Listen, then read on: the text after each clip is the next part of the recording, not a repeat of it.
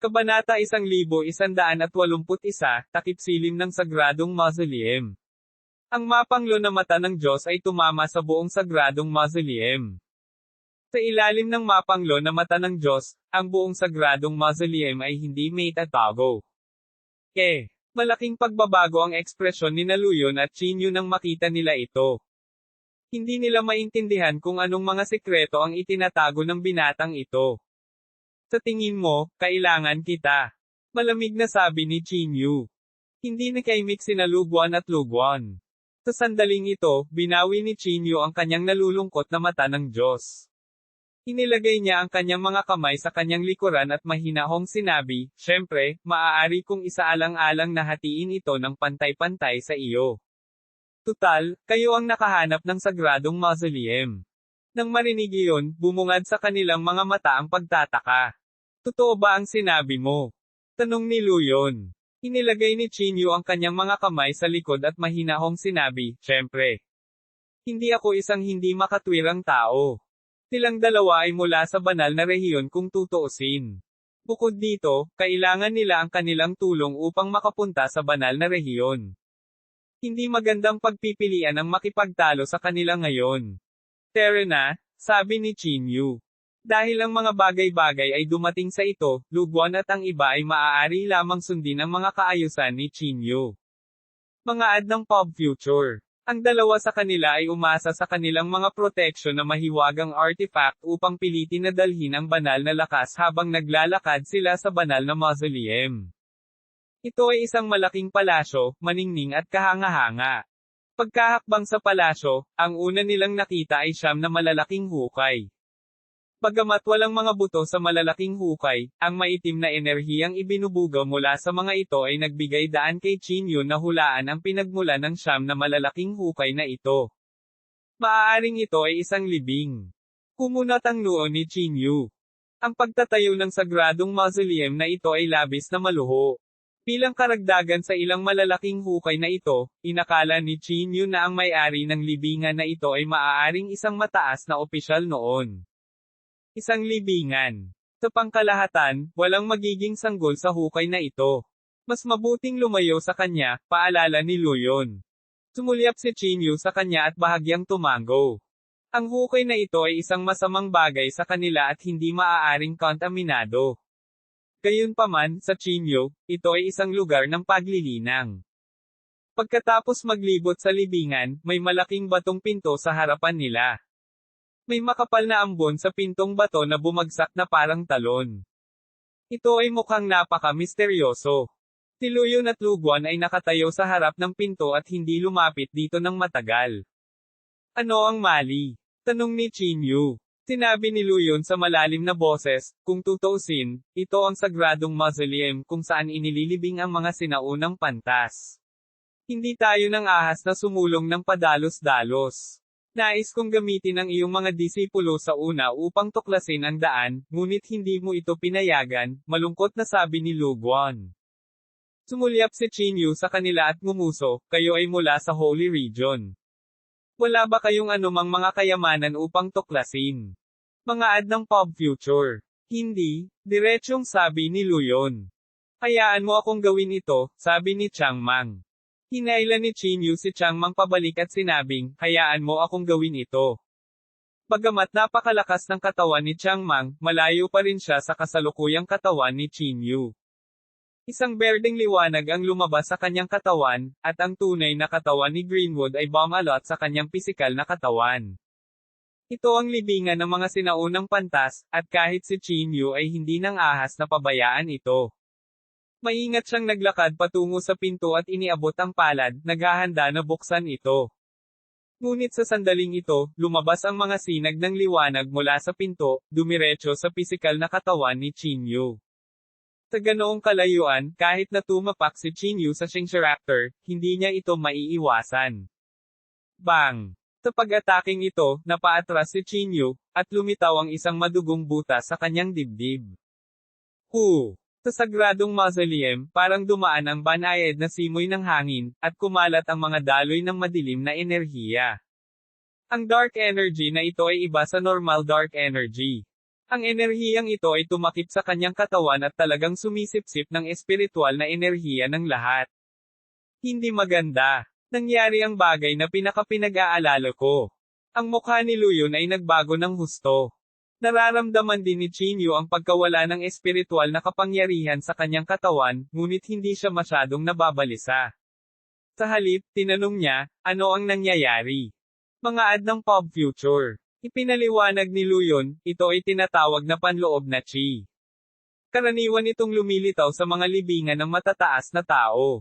Ang aura na ito ay sumisipsip ng espiritual na kapangyarihan ng mga magsasaka. Kapag ang espiritual na kapangyarihan ay ganap na nasisipsip, ito ay sisipsip ng habang buhay. Nakakatakot kaya? Hindi napigilan ni Chinyu na mamatla sa takot. Kahit na ang habang buhay ay maaaring makuha. Saka hindi ba napakabilis tumanda dito? Mayroon ba kayong anumang countermeasures? Tumingin si Chinyu sa kanilang dalawa at nagtanong.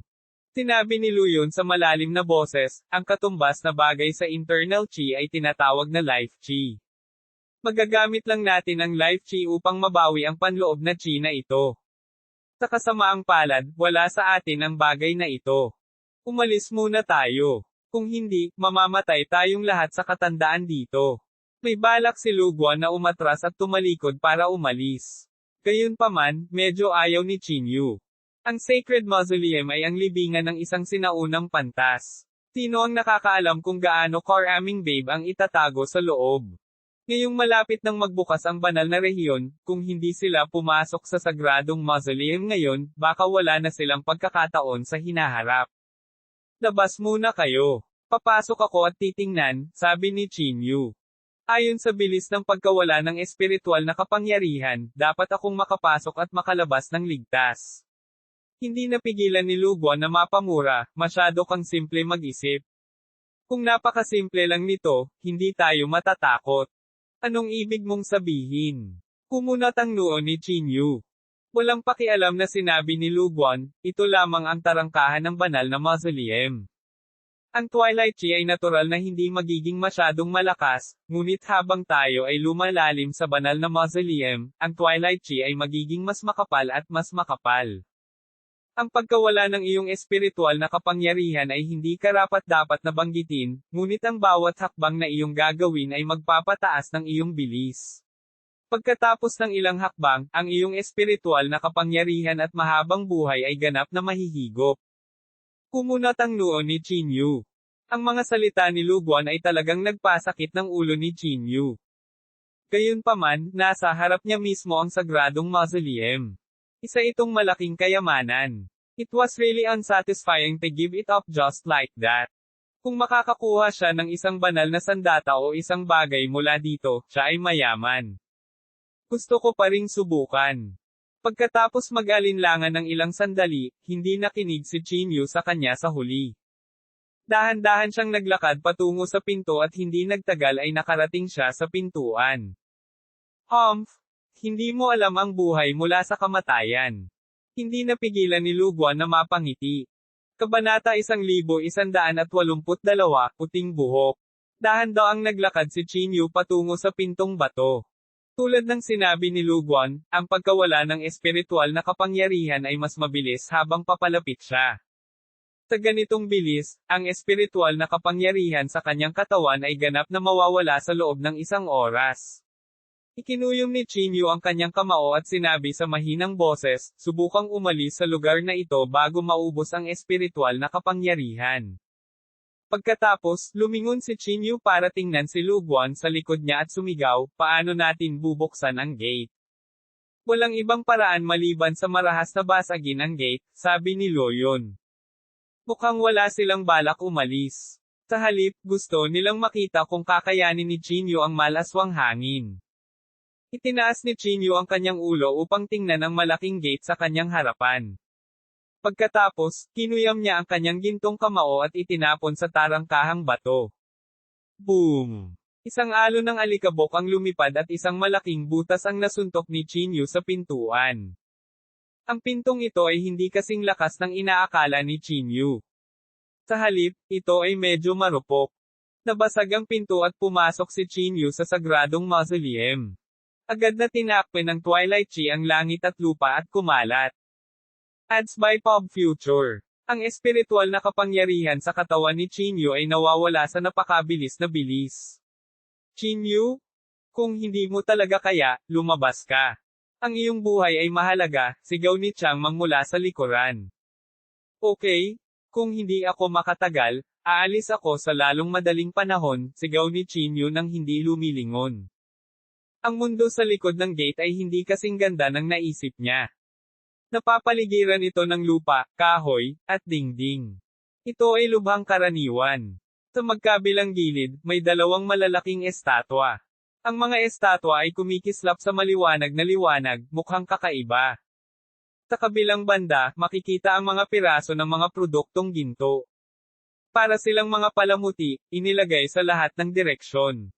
Kung ang mga produktong ginto ay dadalhin sa mortal na mundo, tiyak na magdudulot ito ng malaking kaguluhan. Gayunpaman, para kay Chinyu, ang mga bagay na ito ay walang halaga. Pinuksan niya ang mapanglo na mata ng Diyos at diretsyong tumingin sa harapan. Sa ilalim ng saklaw ng tiwangwang na mata ng Diyos, ang buong sagradong mausoleum ay makikita ng malinaw. Ilang daang metro sa harapan niya, may kabaong.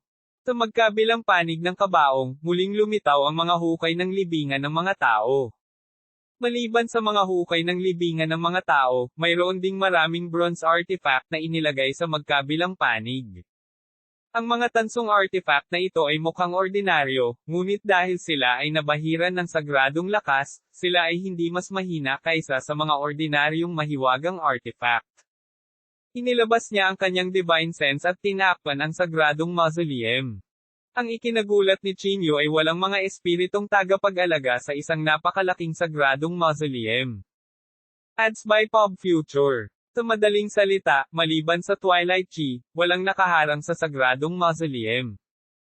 Ilang daang metro, mahinang bulong ni Chinyu. Ang espiritual na kapangyarihan sa katawan ni Chinyu ay hindi mabalanse sa ganoong kalayuan.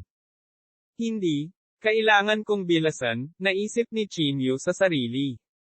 Dahil walang spirit guardian at walang hidden killing formation, hindi kailangang mag-alala si Chinyu. Agad niyang tinapakan ang Shinxeraptor at binaril patungo sa kabaong. Ang laman at buto ng mga santo ay napakahusay na mga banal na bagay, hindi mas mahina kaysa sa anumang mahiwagang artifact. Hanggat malapit siya sa kabaong, hindi mawawala ang kanyang paglalakbay. Matapos ang pagbaril ng higit sa 100 metro sa isang hininga, ang bilis ng pagkawala ng espiritual na kapangyarihan sa katawan ni Chinyu ay nagsimula ring tumaas. Habang nawala ang espiritual na kapangyarihan, nagsimula ring hindi masuportahan ni Chinyu ang Shinxeraptor. Hindi lang iyon, habang papalapit siya ng papalapit sa tansong kabaong, nagsimula na ring gamitin ng banal na aura ang kapangyarihan nito. Naging sanhi ito ng paghina ng mga yapak ni Chinyu sa isang iglap. Nahulog siya mula sa himpapawid, at pilit na naitaguyod ang kanyang katawan habang naglalakad patungo sa tansong kabaong. Ang espiritual na kapangyarihan sa kanyang katawan ay mas mabilis na nawawala, tulad ng isang reservoir na umaagos ng tubig, na patuloy na umaagos palabas. Ads by Pop Future. Masama ito. Naisip ni Chinyu na hindi maganda ang mga bagay, at isang alon ng pagkapagod ang sumalubong sa kanyang katawan. Sa sandaling ito, 200 metro pa ang layo niya sa tansong kabaong. Gayunpaman, napagtanto ni Chinyu na nahihirapan siyang maglakad. Hindi ito magagawa. Sa bilis na ito, natatakot ako na makakatagal lang ako ng ilang minuto. Kumunat ang noo ni Chinyu. Sinubukan niyang aisil ang lahat ng acupoint sa kanyang katawan sa pagtatangkang pigilan ang pagkawala ng espiritual na enerhiya. Sa kasamaang palad, ito ay walang saysay at walang silbi. Kinagat ni Chinyu ang kanyang mga ngipin, pilit na nilalabanan ang banal na kapangyarihan, at sumugod patungo sa tansong kabaong sa kanyang pinakamabilis na bilis. Ngunit pagkatapos ng ilang hakbang, ang espiritual na kapangyarihan sa katawan ni Chinyu ay ganap na naubos. Sa ilalim ng paglaganap ng banal na kapangyarihan, nahirapan si Chinyu na iangat ang kanyang mga paa. Sa bawat hakbang niya ay mas bumibigat ang pressure sa kanyang katawan. Ang mas nakakatakot ay huli na para kay Chinyu na tumalikod at umalis. Dahil wala siyang espiritual na kapangyarihan para gawin ito, kasama ng nakakatakot na banal na kapangyarihang ito, ang bilis ni Chinyu ay naging napakabagal. Kahit na sinubukan niyang mag-walk out, malamang mawawalan siya ng tagal. Nako! Malaki ang pagbabago ng ekspresyon ni Chinyu. Sa pagkakataong ito, malamang nawala siyang swerte gaya ng inaakala niya. Nahulog pa siya sa dilema. Ang kanyang espiritual na kapangyarihan ay ganap na naubos. Sa ilalim ng impluwensya ng Twilight Chi, nagsimulang mawala ang haba ng buhay ni Chinyu. Sa ilalim ng ganoong delikadong sitwasyon, si Chinyu ay wala ng panahon para mag-isip. Bawat segundo na naantala siya, ang kanyang habang buhay ay bababa ng ilang puntos. Ang pagsulong o pag-atres ay kamatayan. Maaari ko pang ibigay ang lahat. Kinagat ni Chinyu ang kanyang mga ngipin at nahihirapang naglakad patungo sa tansong kabaong. Ito ang prinsipyong palaging sinusunod ni Chinyu. Kung siya ay umatras, siya ay mamamatay. Kung umabant siya, kahit papaano ay may pagkakataon siyang mabuhay. Noong siya ay 100 metro pa ang layo mula sa tansong kabaong, ang haba ng buhay ni Chinyu ay naapektuhan na. Humiga siya sa lupa at gumapang pasulong. Nagsimulang lumitaw ang mga age spot sa kanyang mukha. Pumuti talaga ang kanyang jet black at magandang mahabang buhok. Ang kanyang orihinal na malatinte na mahabang buhok ay mabilis na pumuti sa bilis na nakikita ng mata. Sa isang kisap mata, pumuti ang itim niyang buhok. Kabanata 1183, nawala ang lahat ng kanyang espiritual na lakas. Sa sandaling ito, si Chinyu ay nakadapa sa lupa tulad ng isang matandang lalaki na nasa takip silim na taon na. Lumitaw ang mga kulubot sa kanyang mukha, at ang kanyang mga panloob na organo ay tila tumatanda. Tiningnan ni Chinyu ang puting buhok na naanod, at ang kanyang puso ay biglang nalungkot. Hindi niya inaasahan na ang paglalakbay na ito sa sagradong mausoleum ay magbabayad ng ganito kalaking halaga. Para sa sinuman, ang pagpanaw ng kabataan ay napakasakit, at gayon din si Chinyu. Hindi talaga siya makapaniwala na naging matanda na siya mula sa isang binata. Paano ito? Hinawakan ni Chinyu ang kanyang puting buhok, ang kanyang puso ay puno ng matinding sakit at kawalan ng pag-asa. Nangingilid ang luha sa kanyang mga mata, tila hindi makapaniwala sa nangyayari sa kanyang mga mata. Gayunpaman, si Chinyu ay isang napakarasyonal na tao. Kahit sa ganoong sitwasyon, mabilis siyang kumalma. Kahit gaano pa kasakit ang naramdaman niya, wala itong mababago. Napipilitin lang niya ang kanyang katawan na magpatuloy sa pag-akyat patungo sa tansong kabaong. Ang kanyang habang buhay ay humihina pa rin, ngunit ang katawan ni Chinyu ay tila umabot na sa rurok ng pagtanda. Wala nang pagbabago, ang mga kulubot na lang sa mukha niya ang naging makapal. Matapos umakyat ng may kahirapan sa loob ng higit sa 10 minuto, sa wakas ay nagawa ni Chinyu na makalapit sa tansong kabaong. Ads by Pop Future. Hinawakan niya ng isang kamay ang tansong kabaong at nahihirapang umakyat mula sa lupa. Ang nakakatakot na pressure ay dumating sa kanya sa isang iglap, na durog sa katawan ni Chinyu hanggang sa pumutok ito. Ang tunay na katawan ng berdeng kahoy ay sumambulat ng liwanag, na tumatakip sa bawat pulgada ng balat ni Chinyu.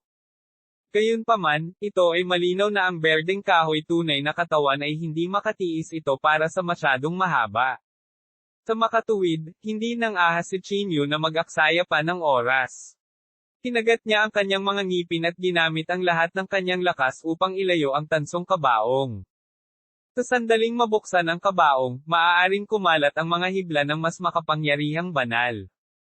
Ang berdeng kahoy na tunay na katawan ay hindi na nakatiis at direktang sumabog. Ang nakakatakot na banal ay biglang dumating, at si Chinyu ay biglang nagluwa ng isang bibig ng dugo. Ang sakit ng dibdib niya. Mahigpit na hinawakan ni Chinyu ang tansong kabaong.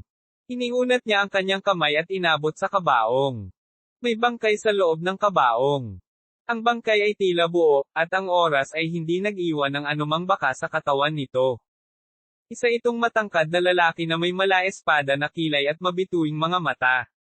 Bagamat isa lamang itong bangkay, ramdam na ramdam pa rin ng isang tao ang aura ng tingin niya sa mundo. Maliban sa bangkay na ito, nakakita rin si Chinyu ng isang malaking brush sa bronze coffin. Holy weapon. Biglang nagningning ang mga mata ni Chinyu. May nakatago ngang banal na sandata sa kabaong na ito. Ang brush na ito ay 30 sentimetro ang haba at ilang sentimetro ang kapal. Bagamat matagal na itong naiimbak, naglalabas pa rin ito ng maliwanag na ningning. Ads by Pop Future. Ang buong brush ay mukhang napakalaki.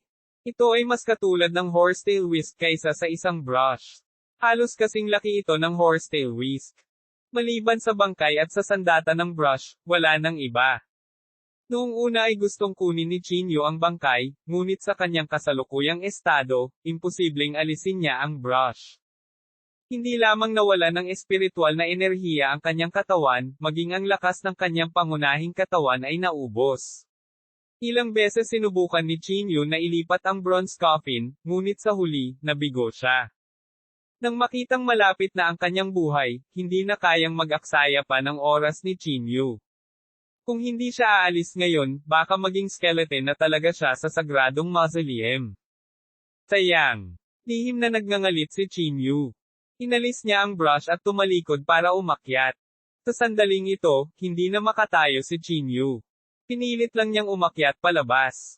Habang siya ay malayo sa tansong kabaong, mas mababa ang presyon na maaaring ibigay ng banal, at ang malaswang hangin ay nagsimulang maglaho. Puno ng pawis ang ulo ni Chinyu. Ang kanyang buhok ay ganap na naging puti ng nyebe, at ang mga kulubot sa kanyang mukha ay nagiging mas at mas halata. Nang makitang papalapit na siya ng papalapit sa pintong bato, unti-unti ring naglaho ang banal na baka. Ang presyon na nananatili sa katawan ni Chinyu ay maaaring baliwalain. Tumayo siya mula sa lupa at lumabas ng pintong bato. Sa labas ng pinto, hindi umalis sina Changmang at Luguan. Nakatayo lang sila doon at tahimik na naghihintay. Sa pagtingin kay Chinyu na lumabas ng sagradong mausoleum, hindi nila siya nakilala kahit sandali. Ads by Pop Future. Sa oras na ito, ang hitsura ni Chinyu ay lubhang nagbago. Nakasabit sa balikat niya ang puting nyebe niyang mahabang buhok. Kasabay ng kanyang mahahabang itim na damit, sobrang misteryoso ang hitsura niya. Chinyu. Kinusat ni Changmang ang kanyang mga mata at siya ang unang nakakilala sa taong ito. Mabilis siyang tumakbo sa harap ni Chinyu at sinabing may nag-aalalang ekspresyon, "Ikaw. Anong nangyari sa iyo? Bakit ang buhok mo, bakit namuti ang buhok mo?" Ibinuka ni Chinyu ang kanyang bibig, hindi man lang alam kung paano ipapaliwanag. Ito ay ang Twilight Chi. Sa ilalim ng impluwensya ng Twilight Chi, higit sa kalahati ng kanyang habang buhay ay naubos, tahimik na sabi ni Loyon. Anong ibig mong sabihin? Nagbago ang ekspresyon ni Changmang, at nagmamadali siyang lumingon kay Loyon. Walang ekspresyong sinabi ni Loyon, literal ang ibig kong sabihin. Ang kasalukuyang Chinyu ay malamang na nasa kanyang katandaan na. Katandaan. Ang dalawang salitang ito ay malalim na nakasakit sa puso ni Chinyu. Gayunpaman, malinaw sa kanyang puso na tama ang sinabi ni Loyon. Maging ang kanyang katawan ay sumailalim sa mga pagbabago. Alam ng Diyos kung gaano kalaki ang naubos ng kanyang buhay. Kung gayon, ano ang dapat nating gawin? May mga ideya ba kayo? Nagmamadaling tanong ni Changmang. Sinabi ni Loyon, mayroon kaming ilang mga ideya. Kung sinisip-sip natin ang sigla, mayroon pa tayong pagkakataon na pahabain ang ating buhay. Nang sabihin niya ito, iniba ni Loyon ang paksa at nagpatuloy, gayunpaman, hindi mo kailangang mag-alala ng labis. Ang isang martial saint ay may hindi bababa sa ilang daang taon. Kahit na ang kanyang habang buhay ay hinihigop, maaari pa rin siyang mabuhay ng hindi bababa sa 100 taon. Hindi umimik si Chinyu, ngunit nakaramdam siya ng kalungkutan sa kanyang puso. Malamang na ginugol ni Chinyu ang higit sa kalahati ng kanyang oras sa paglalakbay sa Saint Mausoleum. Masyadong mataas ang presyo para sa sandata na ito. Dahil ang iyong buhay ay naubos na, ang iyong espiritual na kapangyarihan ay malamang na matagal nang naubos. Sa sandaling ito, biglang sinabi ni Luguan na walang pakialam. Ang tingin ni Chinyu ay parang tanglaw habang nakatingin kay Luguan. So, malamig na tanong ni Chinyu. Pinaikit ni Luguan ang kanyang mga mata at sinabing, kung walang espiritual na kapangyarihan, wala kang silbi. Ipinapayo ko sa iyo na ibigay mo ang iyong babe, o huwag mo akong sisihin sa pagiging bastos. Kabanata 1184 na ay natalo muli. Gumisi si Lu Guan. Siya ay mula sa banal na rehiyon, ngunit siya ay nawala ng mukha sa harap ni Qin Yu. Ito ay hindi matitiis kay Lu Guan. Ngayong nagkaroon na siya ng pagkakataong maghaiganti, hindi niya ito palalampasan. Sumigaw si Chang Mang, F***CQ. Napakalaking panganib ni Qin Yu na makapasok sa Holy Mausoleum. Bakit niya ito ibibigay sa iyo? Gusto mong pumasok mag-isa. Hindi natinag si Lu Guan. Walang pakialam na sinabi niya, na pagkasunduan namin in advance na hatiin namin ang mga bagay na nakuha namin. Ano, babalik na ba kami sa aming mga salita ngayon? Hatiin ang mga bagay na pinagsamahan natin. Ibig sabihin kalahati lang ang nakuha natin. Ikaw F***ing nakatayo sa pintuan at nanood ng palabas, at gusto mo ang kalahati ng mga bagay na pinagsamahan natin. Ilang beses mo gusto. Nakuyam ni Chang Mang ang kanyang mga kamao at galit na sinabi. Hindi napigilan ni Qin Yu na mapangiti, sa madaling salita, nakita na lang niya na ang aking espiritual na kapangyarihan ay naubos at ang aking buhay ay nasira, kaya't nakahanap siya ng dahilan para atakihin ako. Haw. Hindi napigilan ni Lu Guan ang tawa. Tama ka. Dahil nasabi mo na, hindi na kailangang magsalita ng walang kaparirikon. Ibigay mo ang bagay, at maaari kong isaalang-alang ang pag-iwan sa iyo ng isang buong bangkay. Isang hakbang pasulong si Lu Guan, at sumabog ang kanyang aura. Sa tingin mo ba ay natatakot ako sa iyo? Lumapit si Qin Yu. Bagamat wala siyang suporta ng espiritual na kapangyarihan, naroon pa rin ang kanyang pisikal na lakas. Ang natural na lakas ng kanyang pisikal na katawan ay naging napakalakas ni Qin Yu nang walang tulong ng espiritual na kapangyarihan. Kung gusto mong lumaban, sasamahan kita. Ang malabakal na katawan ni Chang Mang ay hamarang sa harap ni Qin Yu. Ads by Pop Future. Ang kanyang katawan ay nagbuga ng iskarlate na liwanag, na nagbibigay ng nakakatakot na aura. Hindi mo alam ang buhay mula sa kamatayan. Gumuso si Lu Guan. Hawak ang berdeng ilaw sa kanyang kamay, dumating siya sa harap ni Chang Mang na may dalang whoosh. Nag-iba-iba ang hangin sa paligid, at ang berdeng ilaw sa kamay ni Lu Guan ay naging maliliit na ahas na lumabas mula sa kanyang palad. Pagkatapos, ang maliliit na berdeng ahas ay sumambulat mula sa hindi mabilang na mga anggulo patungo sa katawan ni Chang Mang. Sa isang kisap mata, natabunan ng berdeng ilaw ang katawan ni Chang Mang.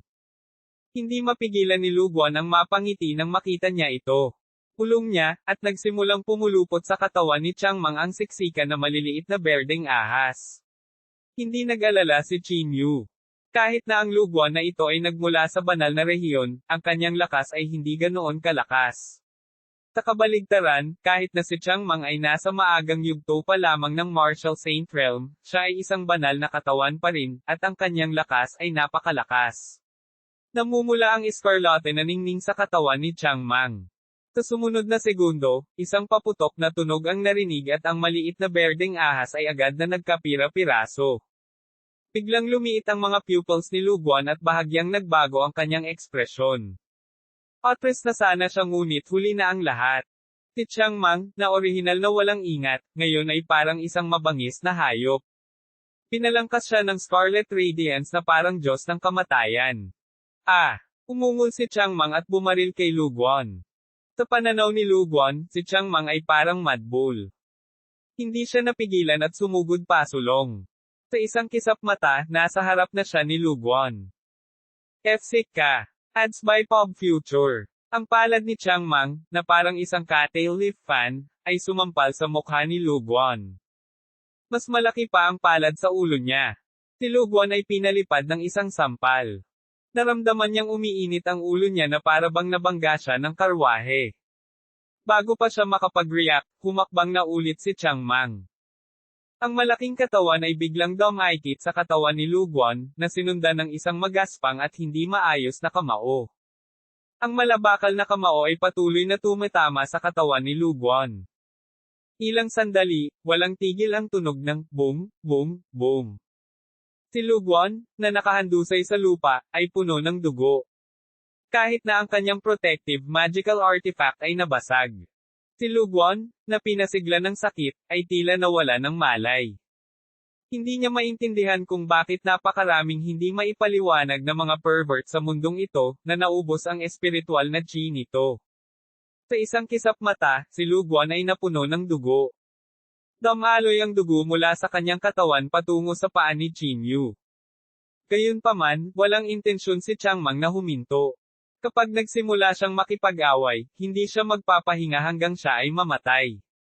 Hindi nabawasan ni Katie ang kanyang galit. Sa halip, ito ay parang isang nagngangalit na apoy, na nagninangas ng mas maliwanag at mas maliwanag. Tama na. Hindi tumigil si Changmang hanggang sa magsalita si Chinyu. Ads by Pop Future. Itinaas niya si Luguan gamit ang isang kamay at niyugyug ito sa hangin na parang may hawak na sisiw. How dare you say such arrogant words with such little ability? Malamig na sabi ni Changmang. Napatulala si Luguan. Marami sa kanyang mga buto ang nabasag. Wala man lang siguro siyang kakayahan na tumayo. Iligtas ang kanyang buhay, sabi ni Luyon na nakakunot ang noo. Sumulyap si Chinyu kay Luyon at sinabing, kung ililigtas natin ang kanyang buhay, sino ang nakakaalam kung maghihiganti ka kapag pumunta tayo sa Holy Region? Nagbago ang ekspresyon ni Luyon. Sa sinabi ni Chinyu, parang sinadya niyang patayin siya para patahimikin siya. Ipinapangako ko sa iyo na hinding-hindi tayo maghihiganti. Nagmamadaling sabi ni Luyon. Gumisi si Chinyu, pangako. Ano ang silbi ng pangako mo? Chinyu, maniwala ka sa akin. Kahit na gusto talaga nating maghiganti, kailangan nating magkaroon ng kondisyong iyon, nagmamadaling sabi ni Luyon. Sa iyong talento, kahit na pumunta ka sa Holy Region, tiyak na pahalagahan ka ng sekta. Pag-isipan mo ito, bakit ibibigay ng ating sekta ang dalawang napakatalino na henyo para kay Luguan? Medyo may sense ang sinabi niya. Ang kakayahan ni Luguan ay hindi man lang itinuturing na top-notch sa Earth, lalo pa ang Holy Region. Marahil ay hindi man lang siya may kumpara kay Zhuangteng at sa iba pa. Sige, dahil kailangan namin ang iyong extradition sa banal na rehiyon, ililibre ko ang kanyang buhay. Tumingin si Chinyu kay Changmang, na sumenya sa kanyang mga mata. Noon lang itinapon ni Changmang si Luguan. Ang katawan ni Luguan ay tumusok sa banal na mausoleum at lumapag sa harap ni Fang Yu at ng iba pa. Pinuksan niya ang kanyang mga mata at lahat ng nasa harapan niya ay madilim. Bago pa siya makapagsalita ay nahimite siya. Ang mga disciples of Heaven Gate na naghihintay sa labas ay hindi maiwasang mapatingin sa isa't isa. Ano? Anong nangyayari? Kabanata 1185, ang kota para sa banal na rehiyon. Pagtingin kay Luguan na parang patay na aso, lahat ay natigilan. Baka may riot sa Holy Mausoleum. May nahulaan. Kung tutuusin, ito ay ang banal na mausoleum, kaya dapat itong punan ng panganib. Ang sect master at ang iba pa ay hindi, lubhang nagbago ang ekspresyon ng isang tao. Habang nagsasalita sila, lumabas na sina Chinyu at Changmang palabas ng Holy Mausoleum. Sa pagtingin sa puting buhok na si Chinyu, hindi mapigilan ni Fang Yu na bahagyang sumimangot. Ito ay, iniunat niya ang kanyang kamay at hinaplos ang mahabang puting buhok ni Chinyu. Sumulyap si Chinyu sa kanya at sinabing, ipapaliwanag ko ito sa iyo sa hinaharap. Si Fang Yu ay isang napakatalino na tao, at mayroon din siyang kakayahang basahin ang puso ng iba. Kahit na walang silbi ang hakbang na ito sa harap ni Chinyu, may nahulaan pa rin siya. Kaya naman, nakangiting sinabi ni Fang Yu, mas gwapo ka sa ganitong paraan. Natigilan si Chinyu, at pagkatapos ay hindi niya maiwasang mapangiti ng mapait. Tumigil ka sa pagbibiro. Isang bakas ng kapeitan ang sumilay sa mukha ni Chinyu. Totoo ang sinabi ko. Sa ganitong paraan, mas kamukha mo ang numero 1 tao sa mundo. Tinakpin ni Fang Yu ang kanyang bibig at bahagyang tumawa. Kailangang sabihin na ang mga salita ni Fang Yu ay nagdulot ng bakas ng kaliwan kay Chinyu. Ikinumpas niya ang kanyang kamay at sinabing, sige, bumalik muna tayo sa Heaven Gate. Sa daan pabalik kasama ang lahat. Maraming disipulo ang tumitig kay Chinyu at nagbulungan. Mukhang matanda na ang sect master. Oo, pati mukha niya may kulubot. Mukhang ang banal na mausoleum ay puno ng mga panganib. Tingnan mo si Lu Guan mula sa banal na rehiyon, siya ay naging isang patay na aso. Hindi isinasa puso ni Qin Yu ang talakayan. Dahil nangyari na ito, hindi na kailangang mag-alala pa tungkol dito. Pagkatapos bumalik sa Heaven Gate, lumapit si Qin Yu sa salamin. Tiningnan niya ang dati niyang sarili sa salamin at medyo nalungkot. Ang itim niyang buhok ay naging puti. Ito ay isang hindi maipaliwanag na dagok sa sinuman. Ang tanging kaliwan ay hindi gaanong nagbago ang pisikal na lakas ni Qin Yu. Hindi lamang ang takip silim na si Qi ay hindi nagpapahina sa pisikal na katawan ni Qin Yu, ito ay nagpalakas pa sa kanya. Bahagya niyang ikinuyom ang kanyang kamao. Nararamdaman niya ang malakas na dala ng kanyang pisikal na katawan, ngunit wala pa rin siyang suporta ng espiritong enerhiya. Dahil dito, naramdaman ni Qin Yu na may mali. Karaniwan, kapag nawala ang enerhiya ng espiritu, dahan-dahan itong mapupunan mamaya. Gamit ang mga halamang gamot at iba pang bagay, mas mabilis itong gumaling. Gayunpaman, napakatagal na, at hindi pa rin maramdaman ni Qin Yu ang anumang espiritual na enerhiya sa kanyang katawan. Maaaring may natitira pang enerhiya sa twilight sa aking katawan. Naisip ni Qin Yu sa kanyang sarili. Pagkatapos ng pag-iisip tungkol dito, tila ito lamang ang posibilidad. Sa sandaling ito, itinulak ni Luyon at Changmang ang pinto at pumasok. Sumulyap si Qin Yu kay Luyon, at pagkatapos ay hindi siya pinansin. Sa halip, bumagsak ang tingin niya kay Changmang. Ads by Pop Future. Ano ang mali? Tanong ni Qin Yu. Naglakad si Changmang sa gilid ni Qin Yu at umupo. Pagkatapos, itinuro niya si Luyon at sinabing, may itatanong siya sa iyo. Bahagyang kumunot ang noo ni Luyon at sinabing, pumunta kami rito na may isang misyon, na galugarin ang sinaunang bituin na ito. Sa ngayon, ang una nating target ay ang Qingdi Park, ngunit hindi tayo makapasok dito ngayon. Kaya gusto kong malaman kung ano ang nasa loob. Ngumisi si Qin Yu, kung gusto mong malaman, pumasok ka at tingnan mo ang iyong sarili. Tinulyapan ni Luyon ang puting buhok ni Qin Yu. Wala siyang sinabi, pero halatang halata ang kahulugan niya. Kalimutan mo na ito, sasabihin ko sa iyo. May isang tansong kabaong at isang bangkay sa loob, iwinagayway ni Qin Yu ang kanyang kamay at sinabi. Ngunit ang Twilight Chi sa loob ay sobrang siksik at puno ng banal na kapangyarihan. Hindi na madali ang maglakad papunta sa tansong kabaong, at halos imposible na itong mailabas. Narinig ito ni Luyon at isang bakas ng panghihinayang ang bumungad sa kanyang mukha. Nakatayo siya doon at hindi nagsalita ng matagal. Bakit? May iba pa ba? Tanong ni Qin Yu. Si Luyon ay bumalik sa kanyang katinoan at pagkatapos ay nagsabi, ang pangalawang bagay ay ang usapin ng extradition sa banal na rehiyon. Napukaw nito ang interes ni Qin Yu. Mabilis niyang sinabi, okay. Hindi ba kayo magkakaroon ng public selection? Mapupunta ito sa aking Heaven Gate, ngunit kailangan ninyo akong bigyan ng fixed quota. Sumang-ayon si Luyon at sinabi, syempre, walang problema. Maaari mong iguhit ang listahan. Hinaplos ni Qin Yu ang kanyang baba at ipinahayag ang kanyang iniisip. Gayunpaman, ang mga iniisip ni Qin Yu ay naging dahilan upang mamatla si Luyon sa takot. Ads by Pop Future. Ang dahilan ay walang iba kundi si Qin Yu ay gustong dalhin ang lahat ng tao ng Heaven Gate sa Holy Region. Walang alinlangan, tumanggi si Luyon sa lugar. Ang pagpunta sa banal na rehiyon ay hindi natin makokontrol. Ang mga sinaunang pantas lamang ang may kakayahang tumawid sa kalawakan, paliwanag ni Luyon. Sa aming cultivation, maaari lamang kaming umasa sa sinaunang array platform. Higit pa rito, para ma-activate ang sinaunang array platform, kailangan namin ng Expedition Flag. Ang Expedition Flag na nasa aming mga kamay ay maaari lamang kumuha ng 30 tao sa pinakamaraming.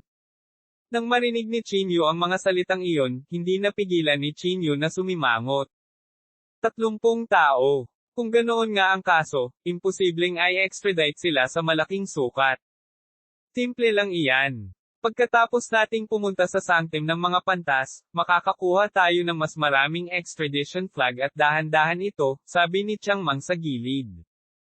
Bahagyang tumango si Qin Yu at bumantong hininga, iyon lang ang magagawa natin.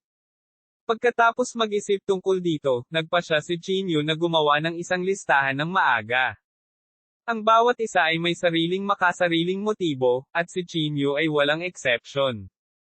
Tulad ni Chiang Mang at ng iba pa, kailangan muna silang ipadala ni Qin Yu sa Holy Region. Bumalik ka muna. Ibibigay ko sa iyo ang listahan bukas ng umaga, sabi ni Qin Yu kay Luoyun. Napaungol si Luoyun bilang pasasalamat at pagkatapos ay pumayag. Nang gabing iyon, naglabas si Qin Yu ng panulat at papel at nagsimulang magplano ng mga pangalan. Si Chiang Mang, Yao Qing, Jiang He, Pavilion Master, Fang Yu, Xian, at ang iba pa ay natural na una. Masasabing sila ang pinakamalapit na kamag-anak ni Qin Yu. Para naman kay Jiang Guo at Gu Taichu, natural na nasa plano sila ni Qin Yu. Mababa nga lang ang lakas nila kaya kung payag sila o hindi ay problema pa rin. Kinuha ni Qin Yu ang kanyang telepono at tinawagan si Jiang Guo at Gu Taichu ayon sa pagkakasunod. At ang mga sagot ng 2 taong ito ay nakakagulat na pareho, ayaw nilang pumunta sa banal na rehiyon, gusto lang nilang manatili sa Earth, duminahin ang isang rehiyon, at mamuhay ng matatag. Sumunod ay sina Yao Meng, Kung Yun, Zhuang Teng, Xiao Yuan, Chu Hidao, Chu Heng, at ang iba pa. Sa kabuuan, kasama si Qin Yu, nakakuha na sila ng 13 pwesto. Kasama sina Yu Qin, Tao Zi, at ang iba pa kung saan may pabor si Qin Yu, mayroon silang halos 20 tao. 30 spots, ay napakaliit pa rin. Hindi mapigilan ni Qin Yu na sumimangot. Gayunpaman, ayon kay Tian Jizi, tiyak na hindi lamang si Luoyun ang sekta mula sa banal na rehiyon. Nagkaroon pa sila ng pagkakataon sa hinaharap. Kabanata 1186, isang kakaibang pagbabago. Sa huli, nagpasya si Qin Yu sa 20 pwesto. Ang natitirang 10 pwesto ay ibibigay kay Luoyun para sa kanyang sariling pagpili. Kinabukasan, ibinigay ni Qin Yu ang listahang ito kay Luoyun. Para sa natitirang mga tao, hahayaan niya si Luoyun na magpubliko ng sarili niyang pagpili. Ang balita ng mga tao mula sa banal na rehiyon na naninirahan sa Heaven Gate ay matagal nang kumalat, at maraming tao ang hindi mapakali. Matapos mailabas ang balita tungkol sa pagpili sa publiko, hindi mabilang na mga tao ang nagtipon sa Heaven Gate, na nagbabalak na sumugal. Bagamat walang gaanong mandirigma sa Earth, ito ay mahaba pa rin ang proseso, at malamang na tumagal ito ng ilang araw. Sa oras na ito, sa pamilya yan. Mapait na nagsusumamo si Yan Jinyao, Tay, dumating na ang mga tao mula sa banal na rehiyon. Kailangan mong mag-isip ng paraan para makakuha ng pwesto para sa akin. Kung hindi, matatapos na ang buhay ko. Medyo hindi magandang tingnan ang mukha ni Yan Sihai. Kahit na ang pamilya yan ay isang malaking aristokratikong pamilya, sila ay malaki lamang sa mundo ng kapital. Para sa martial world, napakaliit ng kapangyarihan ng pamilyang yan. Ang mas nakakatakot ay ang taong ito mula sa banal na rehiyon ay talagang nanirahan sa Heaven Gate. Ang taong iyon mula sa banal na rehiyon ay malamang na nasa parehong panig ni Qin Yu Tong. Ang mga kilay ni Yan Sihai ay mahigpit na nakakunot. Dahil sa relasyon sa pagitan ng pamilya Yan at Qin Yu, napakahirap lang makakuha ng pwesto. Ads by Pop Future. Sa loob ng maraming taon sa mundo ng negosyo, natural na naiintindihan niya ang loika sa likod nito. Huwag mong sabihin sa akin na kailangan kong magmakaawa kay Qin Yu. Hinihit-hit ni Yan Sihai ang kanyang sigarilyo, bakas ng kahihiyan sa kanyang mukha. Lalong pumangit ang mukha ni Yan Jinyao. Ang kanyang pagkamuhi kay Qin Yu ay hindi bababa sa sinuman sa mundo. Ang paghiling sa kanya na magmakaawa kay Qin Yu ay mas masahol pa sa kamatayan. Tatay, kahit anong mangyari, kailangan kong makakuha ng pwesto. Kung hindi, mapahamak ako. Isang bakas ng determinasyon ang sumilay sa mga mata ni Yan Jinyao. Tinitigan niya si Yan Sihai at sinabing, magiging apo muna ako at pagkatapos ay tatay. Paano kung magmakaawa ako sa kanya? Basta pupunta ako sa Holy Region, magkakaroon ako ng pagkakataon na mabawi ang katawan ko. Sa oras na iyon, maghihiganti ako. Tumingin si Yan Sihai kay Yan Jinyao sa harap niya at sinabi sa mahinang boses, gusto mo ba talagang pumunta sa banal na rehiyon? Kung ganoon nga, natatakot ako na hindi na tayo magkikita pa. Ikaw.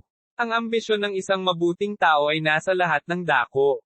Paano ako magiging tulad ng isang babae at manatili sa bahay araw-araw? Sabi ni Yan Jinyaw na may bahagyang galit sa kanyang tono. Ibinuko ni Yan Sihay ang kanyang bibig at hindi maiwasang mapabuntong hininga. Siya lamang ang nagkaroon ng isang anak na lalaki, at si Yan Jinyaw ay napakabait mula pa noong siya ay bata pa. Ang bawat aspeto ay lubos na nasiyahan kay Yan Sihay. Naging dahilan din ito upang ang kasalukuyang Yan Sihay ay nasa isang mahirap na sitwasyon.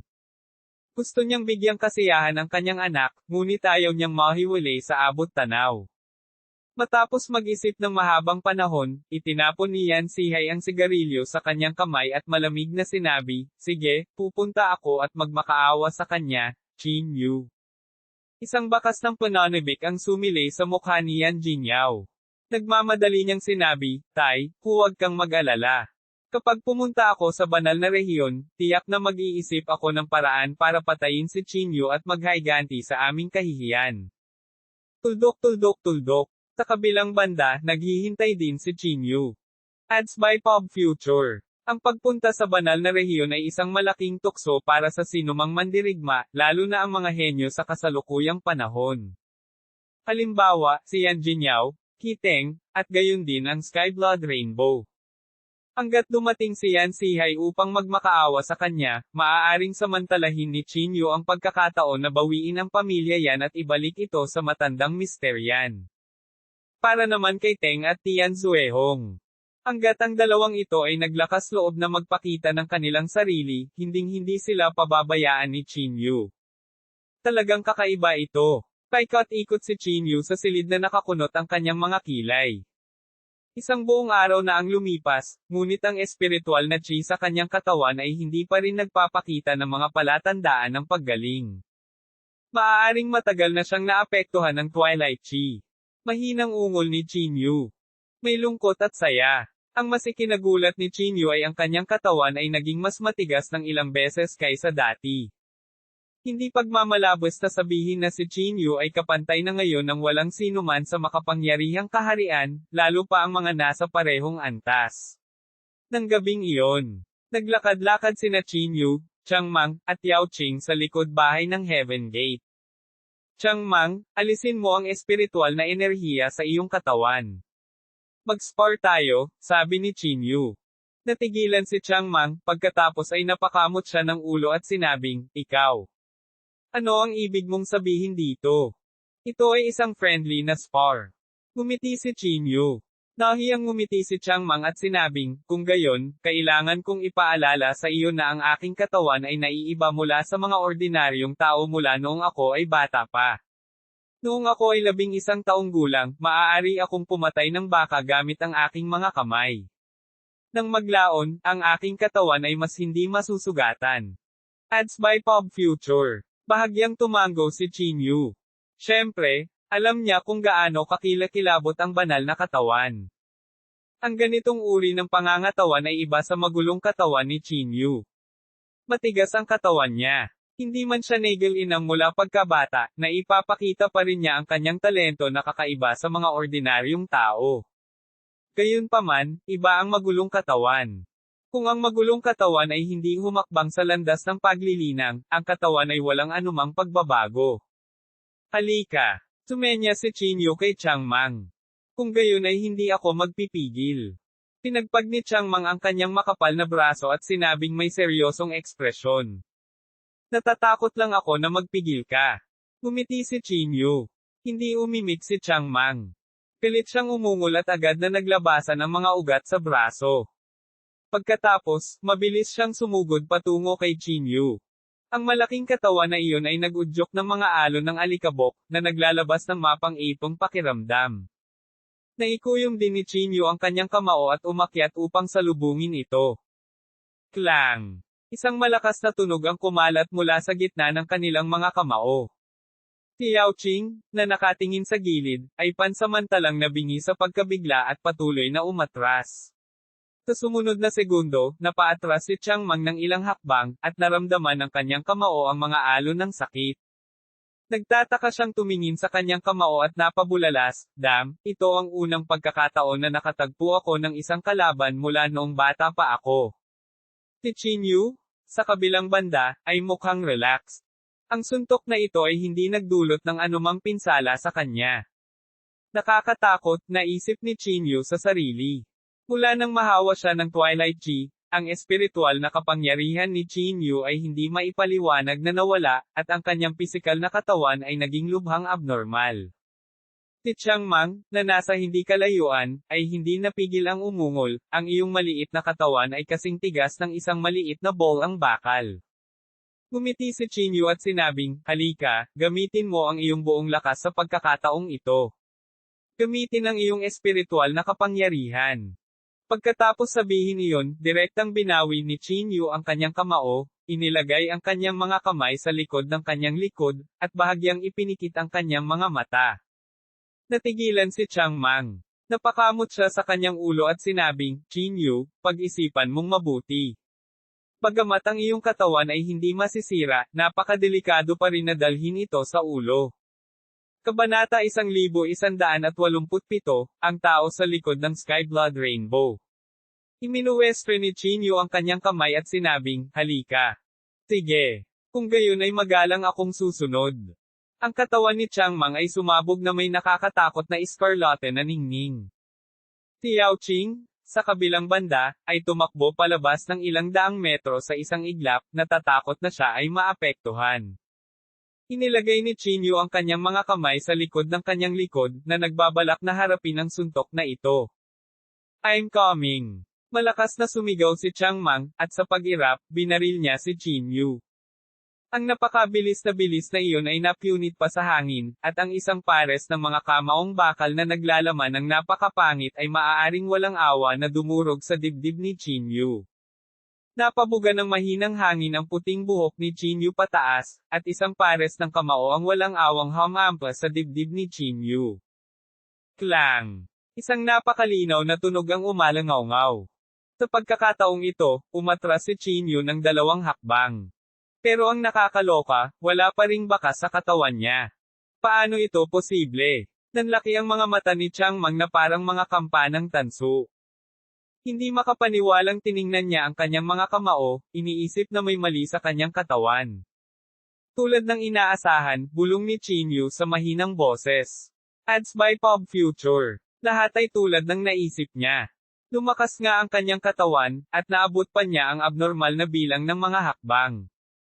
Si Changmang ay isang banal na katawan, isa sa pinakamahusay na pangangatawan sa mundo. Bagamat hindi niya buong lakas ang suntok na ito, sapat na iyon upang ipakita kung gaano katikat ang katawan ni Chinyu. Ikaw ba ang F***King reincarnation ni Sun Wukong? Napakamot ng ulo si Changmang, mukhang napakamuwang. Ikinaway ni Chinyu ang kanyang kamay at bumaantong hininga. Hindi ko alam kung ito ay isang magandang bagay o isang masamang bagay. Ang kanyang espiritual na enerhiya ay hindi nagpakita ng mga palatandaan ng pagbawi. Hindi kaya hindi niya magagamit ang kanyang espiritual na enerhiya. Siya ay tiyak na paghihigpitan. Pagkatapos tumuntong sa kaharian ng santo, makakatagpo siya ng hindi mabilang na mga henyo. Taglay nila ang lahat ng uri ng espiritual na enerhiya. Kahit na hindi nila nagawang patayin si Chinyu, magagawa nilang igapos siya at dahan-daang pahirapan hanggang mamatay. Higit pa rito, ito ay isang pag-atake mula sa primordial spirit. Ang pisikal na katawan ay hindi makalusot sa depensa. Kung ang primordial spirit ay direktang pinutol, ito ay magiging mahirap. Sigh. Nagpakawala ng mahabang buntong hininga si Chinyu. Tila walang ibang paraan sa sandaling ito. Pagkatapos ng isang araw ng pagpili, si Luyon ay halos patay na pagod. At sa isang buong araw, talagang hindi pumili si Luyon ng kahit isang tao. Mukhang napakataas ng mga kinakailangan ng iyong sekta sa pagpili ng mga tao, sabi ni Chinyu. Sumulyap si Luyon kay Chinyu at sinabing, kung lahat sila ay may talino tulad mo, tiyak na tatanggapin sila ng ating sekta. Naisip ito ni Chinyu at pumayag. Mula nang alisin ni Chinyu ang Martial Arts Association ng Jingdo, halos lahat ay nagkaroon ng pagkakataon na mag-stand out. Pagkatapos ng lahat, ang mga mapagkukunan ay ginawa ng publiko ni Chin Yu. Ads by Pop Future. Kung talagang talented sila, matagal na silang gumawa ng pangalan. Ayon sa pag-unlad na ito, ilang araw pa ang aabutin? Tanong ni Chin Yu. Umiling si Luyon at sinabing, walang paraan para makumpirma. Ang bilang ng mga tao ay dumarami pa rin. Sa madaling salita, tatagal ito ng hindi bababa sa 5 araw. Bahagyang tumango si Chin Yu. Nagkataon lang na sinamantala niya ang 5 araw na ito para tapusin ang mga bagay na nasa kamay. Huminga siya ng malalim at hindi niya maiwasang maging medyo umaasam. Ruozo, magkikita na tayo sa wakas, mahinang ungol ni Chin Yu. Tuldok tuldok tuldok. Sa sandaling ito, sa isang madilim na sulok, ang isang binata na nakasuot ng itim na damit ay naka-cross-leg sa lupa. Patuloy na lumalabas ang malamig na pawis sa kanyang noo, at para siyang nasa sobrang sakit. Ang mga tao mula sa banal na rehiyon ay nasa Heaven Gate, na siyang teritoryo ni Chin Yu. Kung lilito ka, mamamatay ka ng walang pag-aalinlangan, ang paos na boses ay lumabas sa isip ni Hiteng. Manahimik ka. Baka hindi ako ang kapareha niya. Pilit na pagmumura ni Hiteng. Oh. Kung tiwala ka, bakit hindi ka umalis sa Heaven Gate, may bakas ng panunuya sa kanyang namamaos na boses. Malamig na ngumuso si Hiteng at sinabing, iyan ang teritoryo ni Chin Yu. Maliban sa kanya, nandyan din si Changmang at ang iba pa. Kaya lang mahirap para sa 2 kamao na makipaglaban sa 4 na kamay. Hehe. Palusot lang ang lahat ng ito, gusto mo bang talikuran ang pagkakataong ito para makapasok sa Holy Region? Give up? Hinding-hindi ako susuko. Hiteng reared his teeth. Ibigay mo sa akin ang iyong katawan, dadalhin kita sa antas ng santo, ang namamaos na boses. Huwag mo nang isipin ito. Bakit hindi mo ako ipahiram sa akin ng lahat ng iyong lakas? Kapag pumunta ako sa antas ng santo, hahanap ako ng magandang katawan para sa iyo. Ads by Pop Future. Hehe. Kung ibibigay mo sa akin ang katawan mo, kapag pumunta ako sa santo level, bibigyan kita ng katawan. Dahil hindi tayo maaaring magkasundo, kung gayon walang dapat pumunta. Malamig na ngumuso si Hiteng. Sige. Matagal na akong naghihintay. Hindi ko na kailangan ng 1 o 2 araw pa. Mabangis ang ekspresyon ni Hiteng, at nakaramdam siya ng kaunting pagsalungat sa kanyang puso. Bagamat hindi lang ito ang pagkakataong makapunta sa banal na rehiyon, tiyak na iba ang kinalabasan sa pagitan ng maaga at late. Kung sila ay naiwan, ito ay magiging mahirap. Maliban kay Teng, si Tian Zuehong ay ganoon din. Siya ay nasa tuktok ng isang bundok, pawis na pawis, ang kanyang mukha ay puno ng ayaw. Bakit hindi ako makapunta sa Holy Region? Bakit? Halos umungol si Tian Zuehong habang nagtatanong. At nasa harapan niya ang figure ng isang lalaki. Nakaharap sa kanya ang likod ng lalaki habang malamig niyang sinabi, maaari kang pumunta, ngunit hindi ngayon. Kapag lumitaw ka sa Heaven Gate, tiyak na papatayin ka ni Chin Yu. Hindi mahalaga kung mamatay ka, ngunit kung ilantad mo ang mahalagang impormasyon, ito ay magiging mahirap.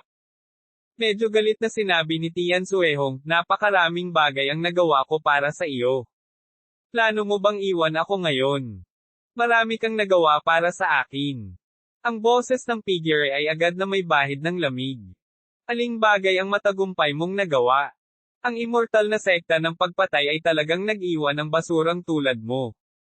Kung gusto mong mamatay, matutulungan kita ngayon. Ang ekspresyon ni Tian Zuehong ay lubhang nagbago. Kahit ayaw niya, hindi siya naglakas loob na magsalita. Sige, makikinig ako sa iyo. Pagkaraan ng ilang sandali, sinabi ni Tian Zuehong na parang nawalan siya ng hininga. Hindi na nagsalita pa ang figure at tumalikod na para umalis. Sa sandaling ito, biglang sinabi ni Tian Zuehong, bago ito, maaari mo bang ipaalam sa akin ang iyong pagkakakilanlan? Sino ka ba talaga? Kabanata 1188. Humihiling si Yan Sihay ng madla.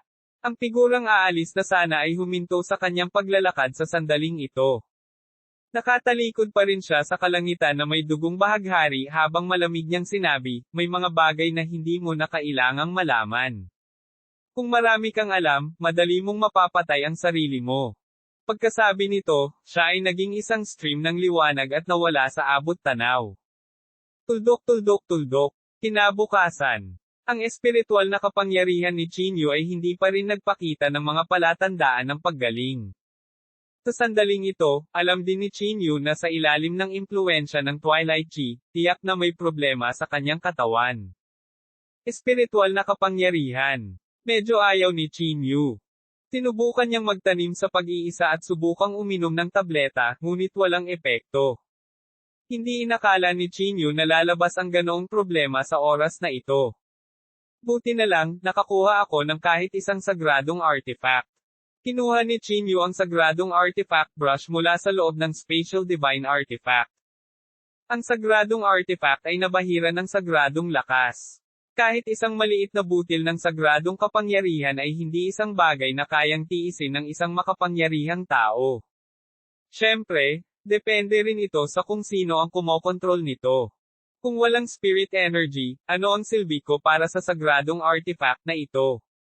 Biglang napagtanto ni Chinyu ang isang problema.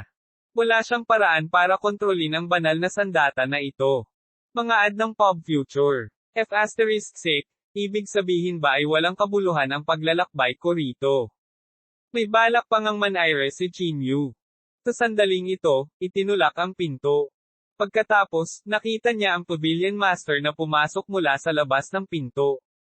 May hawak siyang medicinal paste sa kanyang kamay, na naglalabas ng mahinang halimuyak na panggamot. Ano ito? Medyo nagulat na sabi ni Chinyu. Sabi ng Pavilion Master, ang paglalapat nito sa iyong mukha ay makakapagpagaan ng iyong mga wrinkles. Oh, bahagyang nagulat si Chinyu. Kinuha niya ang medicinal paste at tinakpan ang mukha niya na parang naglalagay ng facial mask. Baka sa kanyang mukha ang kakaibang init. Ilang minuto lang ay nawala ng walang bakas ang medicinal paste na para bang naabsorb ng buong mukha niya. Nang tumingin muli si Chinyu sa salamin, nalaman niyang nawala na ang mga kulubot sa kanyang mukha. Napaka-epektibo. Namutla sa takot si Chinyu.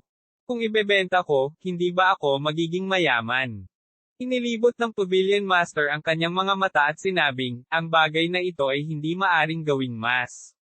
Biglang natauhan si Chinyu at sinabing, hindi nakakagulat na napakaraming mayayamang babae ang mukhang mga batang babae sa kabila ng kanilang edad. Ang bagay na ito ay hindi permanente. Maaari lamang itong tumagal ng higit sa 1 taon, sabi ng Pavilion Master. Pagkatapos sabihin iyon, kumuha siya ng Race Eta at ibinigay kay Chinyu. Sa iyong kakayahan, ang pagpino sa medicinal paste na ito ay hindi isang problema, sabi ng Pavilion Master. Mga ad ng Pop Future. Kinuha ni Chinyu ang Race Eta at sinabing may mapait na ngiti, hindi ko dapat gamitin ang bagay na ito. Sa palagay ko ay makakahanap ako ng sigla sa loob ng 1 taon. Kung sakali, sabi ng Pavilion Master. Pagkasabi nito, tumalikod na ang Pavilion Master at aalis na sana. Pavilion Master, please wait a moment. Sa sandaling ito, biglang tinawag ni Chinyu ang Pavilion Master. Inilabas niya ang banal na sandata at ibinigay ito sa Pavilion Master, at sinabing, para sa iyo ito. Ano na ngayon? Naguguluhang tanong ng Pavilion Master. Saint Weapon? Isang kumpletong sandata ng santo. Sabi ni Chinyu sa mahinang boses. Nang marinig ito, agad na sumili ang gulat sa mukha ng Pavilion Master. Isang kumpletong sandata ng santo. Ito ay masyadong mahalaga. Sumimangot ang Pavilion Master, at pagkatapos sabihin ito, gusto niyang ibalik ang brush kay Chinyu. Gayunpaman, umiling si Chinyu at sinabing, Pavilion Master, ayaw kong itago ito sa iyo. Mula nang mahawa ako ng Twilight Chi na iyon, nawala ang espiritual na enerhiya sa aking katawan. Ang sandata na ito ay walang silbi sa aking mga kamay. Bukod dito, ang paglalakbay na ito sa banal na rehiyon ay tiyak na puno ng panganib. Hanggat narito ang santo na sandata, hindi dapat maraming tao ang makakasakit sa iyo. Hawak ng Pavilion Master ang sandata na ito na may halong damdamin sa kanyang puso. Ito ay isang sandata ng santo. Kahit na ito ay ilagay sa banal na rehiyon, ito ay magiging isang pambihirang bagay. Gamit ang sandata na ito, hindi banggitin ang isang martial saint, kahit isang makapangyarihang figure ay hindi maglalakas loob na basta-basta gumawa ng isang hakbang. Sige, pagkatapos ay itatago ko ito para sa iyo sa ngayon, sabi ng Pavilion Master. Ngumiti si Chinyu at sinabing, sige. Sa gabi, pumunta si Lu Yun sa magulat kay Chinyu, gaya ng dati. Ads by Pop Future. Kumusta ang pagpili ngayon? Tanong ni Chinyu. Sinabi ni Lu Yun, may isang hindi masama. Oh, ano ang pangalan niya? Bahagyang nagulat si Chinyu. Ang kanyang pangalan ay Han Wei, sabi ni Lu Yun. Nang marinig ito, agad na nagulat si Chinyu. Han Wei. Hindi ba't hindi na nakabangon ang batang ito mula sa kanyang pag-atres? Talagang nagtagumpay siya na mapili. Ngunit sa pag-iisip tungkol dito, si Han Wei ang batang ito ay isa ring sikat na henyo sa Jingdo noon, na nirerango sa nangungunang 10. Kung hindi dahil sa labanang iyon sa kanya na naging dahilan ng paglubog niya sa isang dekadenteng estado, malamang ay may narating na siya ngayon. Ano ang problema? Kailangan mo ba siyang sipain palabas? Tanong ni Lu Yun. Ikinaway ni Chinyu ang kanyang kamay at sinabing, hindi na kailangan. Dahil nakapasa siya sa pagpili, kota na niya ito. Okay. Tumango si Lu Yun. Hindi na siya nagsalita pa at tumalikod na para umalis. Pagkaalis ni Lu Yun, umupo si Chinyu sa upuan at tahimik na naghintay. Bakit hindi pa nagpapakita sina Tian Suehong at Shateng? Hindi napigilan ni Chinyu na mapabuntong hininga. Hindi. Bago ako umalis, kailangan ko silang patayin. Sa pag-iisip nito, nagpa siya si Chinyu na hanapin si Lu Yun at hayaan siyang ipakalat ang balita, na nagsasabing magtatapos ang pagpili bukas. Aalis na si Chinyu, biglang pumasok ang isang disipulo mula sa labas. Tech Master, si Yan Sihay ng pamilya yan ay humihiling ng madla, sabi ng disipulong ito. Nang marinig ito, tumaas ang mga kilay ni Chinyu, at pagkatapos ay lumukat ang mga sulok ng kanyang bibig sa isang malamig na ngiti. Narito ka na sa wakas, bahagyang nanliit ang mga mata ni Chinyu. Nasaan siya ngayon? Tanong ni Chinyu. Sinabi ng alagad, naghihintay siya sa iyo sa bulwagan ng panauhin at tila may dalang regalo. Alam ko. Tumayo si Chinyu at naglakad papunta sa guest hall. Kabanata 1189, ang duwag na Yan Sihay. Sa sala, ang ekspresyon ni Yan Sihay ay sobrang hindi kalmado. Hindi siya kumpiyansa dahil hindi niya alam kung ano ang magiging ugali ni Chinyu. Hindi ko talaga inaasahan na ang marangal na pamilyang yan ay hihilingin talaga si Chinyu. Hindi napigilan ni Yan Sihay na magmura sa kanyang puso. Kung hindi ka masaya, hindi mo kailangang sumama. Sa sandaling ito, narinig ang boses ni Chinyu. Nang marinig ang boses na ito, bahagyang nagbago ang ekspresyon ni Yan Sihay. Tumayo siya at tumingin kay Chinyu. Nagtama ang kanilang mga mata, at napuno sila ng emosyon. Walang mag-aakalang nagbago na talaga ang status nilang dalawa. Huminga ng malalim si Yan Sihay at ibinaba ang kanyang mapagmataas na ugali. Ikinulong niya ang kanyang mga kamay at sinabing, pagbati. Pagbati, pinuno ng sekta Qin. Masyado kang magalang, presidente yan. Hindi ko kayang tanggapin ang responsibilidad, sabi ni Chinyu na may mahinang ngiti. Bahagyang nagbago ang ekspresyon ni Yan Sihay. Ang unang palitan sa pagitan ng dalawang partido ay tila hindi perpekto. Ngunit dahil dumating na ang mga bagay-bagay, kaya lang ni Yan Sihay ang kanyang sarili at umupo. Ads by Pop Future. Huminga siya ng malalim at sinabing, alam kong hindi mo ako papakawala ng madali. Sabihin mo sa akin, ano ang gusto mong gawin ko? Naka-cross-leg si Chinyu sa upuan. Tumingin siya kay Yan Sihay na may mahinang ngiti at sinabi, ano ang ibig mong sabihin, presidente yan? Malamig na sinabi ni Yan Sihay, magpatuloy tayo. Gusto ng aking anak, si Yan Jinyao, ng pwesto. Pangalanan ang iyong mga kondisyon. Ngumisi si Chinyu at sinabing, Yan Sihay, ano sa palagay mo ang maibibigay mo sa akin ngayon? Pera, status, mga mamahaling sasakyan at mansyon. O mayroon ka bang mga nangungunang espiritual na artifact? Walang sinabi si Yan Sihay. Inasahan na niya ito kaya hindi na siya nagulat. Dahil narito ako upang magmakaawa sa iyo, handa akong mapahiya, sabi ni Yan Sihay na may malamig na mukha. Anong gusto mo? Lumapit ka sa akin. Pagkatapos sabihin iyon, direktang ipinikit ni Yan Sihay ang kanyang mga mata. Hindi napigilan ni Chinyu na mapangiti, sa tingin mo ba ako ay katulad mo? Mahilig makipaglaro sa mga tao. Humiliate you. Ano ang mayroon para sa akin? Para lamang masiyahan ang kasiyahan ng pagiging mataas at makapangyarihan. Bahagyang pinaikit ni Yan Sihay ang kanyang mga mata at sinabing, kung gayon, ano ang gusto mo? Umupo si Chinyu mula sa upuan. Malamig niyang tiningnan si Yan Sihay at sinabing, gusto mo ba talaga ng pwesto para kay Yan Jinyao? Oo.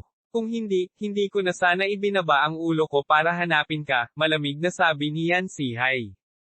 Tumawa si Chinyu. Nangako ako kay Ruozo na tutulungan ko siyang bawiin ang pamilya Yan. Ngayong nagbukas na ang Holy Region, kung hindi ko tutuperin ang pangako ko, natatakot akong huli na ang lahat. Bahagyang nagbago ang ekspresyon ni Yan Sihay, at mayroon siyang mahinang pakiramdam sa kanyang puso. Nagpatuloy si Chinyu, hindi imposibleng makakuha ng pwesto si Yan Jinyao. Isa lang ang kondisyon ko. Ikaw, magbitiw ka sa pamilya Yan at ibalik ang posisyon ng pinuno ng pamilya Yan sa matandang Mister Yan. Bukod dyan, kailangan mo ring ipahayag sa publiko kung ano ang ginawa mo sa matandang Mister Yan noon. Ads by Pop Future. Nang marinig ito, biglang nagbago ang ekspresyon ni Yan Sihay. Bigla siyang tumayo at pinandilatan si Chinyu, at sinabing, imposible. Chinyu, huwag kang layo. Masyadong malayo. Hindi mapigilan ni Chinyu na mapangiti. Yan Sihay, pag-isipan mong mabuti. Hindi ko na kailangang pag-usapan ito. Hanggat papatayin kita, kaya ko ring bawiin ang pamilya Yan. Ang mukha ni Yan Sihay ay nakakamatay na mapatla, na para bang nawalan siya ng ina.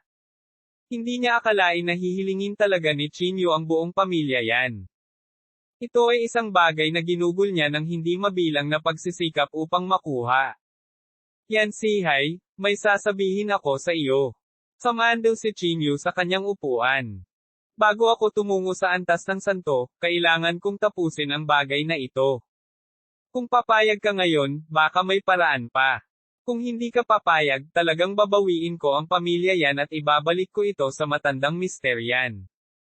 Kung tungkol sa paraan, dapat kang maging malinaw sa iyong puso. Ang pananakot sa kanyang mga salita ay hindi lingid. Si Yan Sihay ay isang matalinong tao, kaya natural na alam niya ang ibig sabihin ni Chinyu.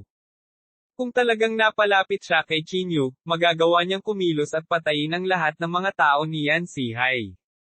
Dahil aalis na siya patungo sa banal na rehiyon, wala siyang dapat ipag-alala.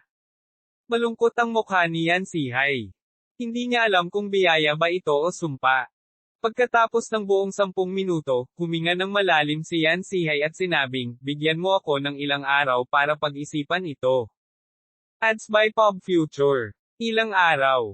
Gumisi si Chinyu. Sa tingin mo ba may oras akong maghintay sayo? Isang gabi lang ang ibibigay ko sayo. Pagkatapos ng gabing ito, wala nang pag-uusap. Ibinuka ni Yan Sihay ang kanyang bibig at may gustong sabihin, ngunit winagayway ni Chinyu ang kanyang kamay at sinabing, tingnan ang bisita. Pagkasabi nito, hindi na pinansin ni Chinyu si Yan Sihay at tumalikod na para maglakad palabas ng sala. Hindi napigilan ni Yan Sihay ang pagngangalit ng kanyang mga ngipin. Hindi niya akalain na balang araw ay uunlad ang martial arts world sa ganoong antas.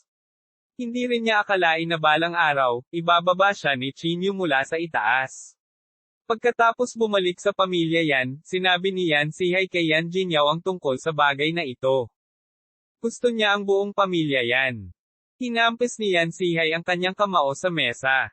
Nagmamadaling sinabi ni Yan Jinyao, Tay, basta pupunta ako sa Holy Region, magkakaroon ng pagkakataon ang lahat. Maaaring sumang-ayon ka sa kanya sa ngayon. Pagkatapos niyang pumunta sa banal na rehiyon, sino pa ang makakasuporta sa lolo ko? Pagkatapos umalis ni Chinyu, maaari mong bawiin ang pamilya Yan. Isang bakas ng takot ang sumilay sa mukha ni Yan Sihay. Ang iyong lolo ay gumagawa ng mga bagay ng mabilis at tiyak. Kapag ibinigay ko ang aking posisyon sa kanya, tatanggalin niya ang lahat ng aking pinagkakatiwalaan sa pinakamaikling panahon at papalitan sila ng kanyang sariling mga tao. At, Huwag mong kakalimutan na may Heaven Gate pa. Talagang gagawin nila ang lahat para protektahan ang lolo mo. Hindi ito masyadong inisip ni Yan Jingyao. Siya ay huminga ng mahina at sinabi, ang mga elite ng Heaven Gate ay tiyak na dadalhin sa banal na rehiyon. Ang iba ay hindi na kailangang banggitin. Pare, masyado kang nag-iisip. Nagsumikap ka sa loob ng maraming taon, ano ang magagawa ng lolo ko? Paulit-ulit na bumantong hininga si Yan Sihai. Dumating na ang mga bagay sa puntong ito, at alam niya sa kanyang puso na wala na siyang ibang pagpipilian. Sa kasalukuyang kakayahan ni Chinyu, tiyak na hindi siya masasaktan ng bansang yan, lalo na ang maliit na pamilyang yan. I just promise him. Walang lakas na bumagsak si Yan Sihai sa kanyang upuan. Kabanata 1170, isang paglalakbay sa banal na rehiyon. Sa Heaven Gate, nagpadala na si Chinyu ng isang tao para sunduin ang matandang misteryan. Bago siya umalis, kinailangan ni Chinyu na ayusin ng maayos ang bagay na ito. Kinabukasan, ang matandang misteryan ay dinala pabalik sa Heaven Gate. Sa isang kisap mata, halos 3 taon na ang lumipas, at ang matandang misteryan ay mukhang mas matanda. Noon, nang magpalit siya ng katawan, 3 taon na lang ang natitira sa buhay ng matandang misteryan. Ngayon, tila malapit nang tumaas ang kanyang buhay. Nang makitang ang orihinal na batang katawan ni Old Mysterian ay naging isang matandang lalaki, hindi naiwasang malungkot si Chinyu. Hindi niya alam kung paano ipapaliwanag kay Rozo sa hinaharap. Mayroon bang paraan para pahabain ang buhay ng matandang Mysterian? Tumingin si Chinyu sa Pavilion Master. Umiling ang Pavilion Master at sinabing, ang pagpapahaba ng buhay ng isang tao ay hindi isang bagay na kayang gawin ng mga mortal na tulad mo. Lalong naging pangit ang ekspresyon ni Chinyu. Pilit niyang pinahaba ang buhay ng matandang Mysterian dati. Imposible na para sa kanya na ulitin ang parehong trick. Tila walang pakialam ang matandang Mysterian sa kanyang sariling habang buhay. Tiningnan niya ang puting buhok ni Chinyu at hindi niya maiwasang mapabulalas, Chinyu, ang puti mong buhok. Old Mysterian, ito ay isang cultivation technique na aking nililinang. Hindi mo kailangang mag-alala. Si Chinyu ay hindi nagsalita ng totoo.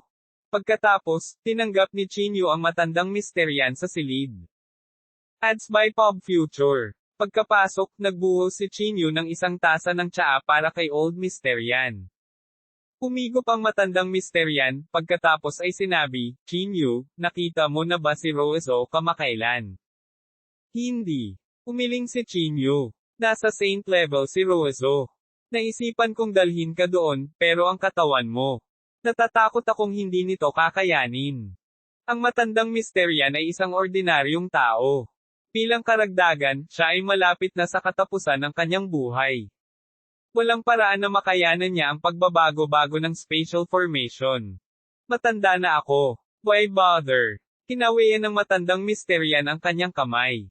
Pagkatapos, biglang nagtanong ang matandang Mysterian, bakit mo ako pinuntahan sa pagkakataong ito? Tumango si Chinyu at sinabing, sumasang-ayon ako na makipagtulungan kay Yan Sihai. Hanggat ibibigay niya sa iyo ang pamilya yan, bibigyan ko si Yan Jingyao ng lugar para pumunta sa Holy Region. Hindi napigilan ni Old Mysterian na hindi makapagsalita pagkatapos marinig ito. Sinabi niya ng may kasiyahan, hindi ko inaasahan na magagawa mong pilitin ang pamilya yan na yumoko. Bahagyang bumantong hininga si Chinyu at sinabing, speaking of which, nahihiya ako. Dapat ay natapos ko ito ng mas maaga, ngunit naantala ito hanggang ngayon. Nakahiga sa upuan ang matandang Mysterian at bumantong hininga, walang umasa na uunlad ang mundo hanggang ngayon. Ang martial world ay maaaring makaapekto sa lahat ng mundo. Bahagyang tumango din si Chinyu. Gaya nga ng sinabi ni Old Mysterian, walang umasa nito. Pagkatapos, sinasadya o hindi sinasadya ni Chinyu na sumulyap sa mukha ng matandang Mysterian. Sa pamamagitan ng mapanglo na mata ng Diyos, tila gusto niyang makita ng malinaw ang haba ng buhay ng matandang Mysterian. Ayon sa haka-haka ni Chinyu, ang buhay ng matandang Mysterian ay malamang na hindi lalampas sa 3 buwan. Dahil dito, nagpakawala ng mahabang buntong hininga si Chinyu. Paano niya haharapin si Yan Russo kapag narating niya ang banal na rehiyon? Ads by Pub Future. Sa sandaling ito, isang Maybach ang nagmaneho mula sa labas. Napaka-iconic ng kotse na ito, at mas sikat pa ito sa Jingdo. Halos lahat ng mga sikat ay alam na ang kotse na ito ay nagmula sa pamilya Yan. Nang makita ang kotseng ito, bahagyang naningkit ang mata ng matandang si Yan. Isang masalimuot na tingin ang bumungad sa kanyang lumang mukha. Nang huminto ang sasakyan, nakita niyang bumaba ng sasakyan si Yan Sihay. Mabilis siyang naglakad papunta sa main hall at magsasalita na sana nang makita niya ang matandang Mr. Yan sa tabi niya. Tatay. Pamuulong si Yan Sihay sa mahinang boses. Sa pagharap kay Old Mr. Yan, ang kanyang puso ay napuno ng halo-halong damdamin. Malamig na tiningnan ni Chinyu si Yan Sihay at sinabing, naisip mo na ba ito? Kinagat ni Yan Sihay ang kanyang mga ngipin at sinabi, pangako ko sa iyo. Pagkatapos, tumingin si Yan Sihay kay Old Mr. Yan at sinabing, tatay, ako, iuuwi na kita. Teka. Sa sandaling ito, biglang tinawag ni Chinyu si Yan Sihay. President Yan, maaari ba akong makipag-usap sa iyo? Sabi ni Chinyu. Pagkatapos sabihin iyon, pinangunahan ni Chinyu at lumabas ng silid. Dumating ang dalawa sa isang bakanting lugar. Mayroon ka pa bang iba? Nakakunot noong tanong ni Yan Sihay. Ads by Pub Future. Malamig na tiningnan ni Chinyu si Yan Sihay at sinabing, wala nang gaanong oras si Old Mr. Yan. Mabubuhay pa siya ng higit sa 3 buwan. Sana sa 3 buwan na ito, huwag ka nang magdulot ng gulo. Tutal tatay mo naman siya. Natigilan si Yan Sihay, at bahagyang kumunot ang kanyang mga kilay. Naniniwala ako na pagkatapos umalis ng matandang Mr. Yan, tiyak na ipapasa ito sa iyo ng pamilya Yan, malamig na sabi ni Chinyu. Sa huling 3 buwan, gawin ang iyong makakaya upang maging anak. I understand. Tumanggo si Yan Sihay. Sa parehong araw, ibinalik ni Yan Sihay ang matandang Mr. Yan sa pamilya Yan, at ayon sa kahilingan ni Chinyu, inilabas niya sa publiko ang isang pahayag sa media. Matapos gawin ang lahat ng ito, maituturing na naayos na ni Chinyu ang isa sa kanyang mga alalahanin. Kinabukasan, dumating si Yan Jinyao sa Heaven Gate at nagsagawa ng pagsubok. Kailangang sabihin na kahit na ang kultibasyon ni Yan Jinyao ay baldado, ang kanyang talento ay napakabihirang. Hindi pagmamalabos na sabihin na pagkatapos ng maraming araw ng pagsubok ni Luyon, malamang na si Yan Jinyao ang may pinakamalakas na talento, nang walang pag-aalinlangan. Pagkaraan ng ilang araw pa, napuno na ang 30 pwesto, at ganap na natapos ang pagsubok. Oras na para umalis, tama. Tumingin si Chinyu kay Luyon at nagtanong. Tumanggo si Luyon at sinabing, kailangan kong iset up ang array flag. Natatakot akong tatagal ito ng ilang araw. Gaano katagal? Tanong ni Chinyu. Nag-isip sandali si Luyon at sinabing, bigyan mo ako ng 3 araw. Okay. Tumanggo si Chinyu at sumang-ayon. Ang 3 araw ay sapat na oras para tapusin ang mga bagay na kailangang harapin. Na siya Teng at Tian Jizi ay talagang hindi nagpakita. Hindi napigilan ni Chinyu na sumimangot. Sa pagharap sa tukso ng pagpunta sa banal na rehiyon, talagang nagawa nilang manatiling kalmado. Nakakagulat talaga. Sa araw na iyon, si Luyon ay naglabas ng pahayag sa publiko. Pagkaraan ng 3 araw, dinala niya ang lahat sa sanctum.